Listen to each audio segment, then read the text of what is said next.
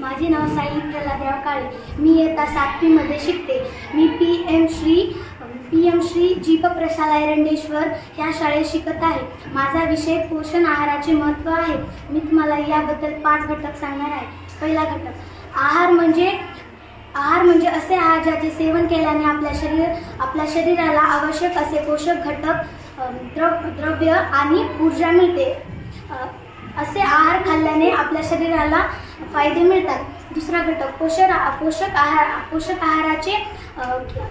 आहाराचे सेवन केल्याने आपले स्वास्थ्य सुधारते व आपले शरीर निरोगी राहण्यात मदत होते। तिसरा घटक, पोषक आहारामध्ये आपल्या शरीरासाठी आवश्यक असे वेगवेगळे जीवनसत्व व पदार्थ उपलब्ध असतात। त्यामुळे आपण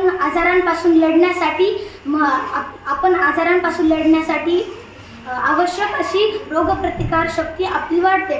चौथा घटक, पोषक आहार खाल्ल्याने आपल्या शरीराचा उत्तम विकास तसेच वाढ होते व आपले वजन नियंत्रित राहण्यासाठी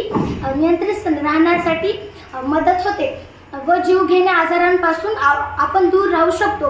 पाचवा घटक, पोषक आहाराचे सेवन केल्याने आपली पाचन शक्ती वाढते, ज्यामुळे आपली भूक वाढते व आपले शारीरिक व मानसिक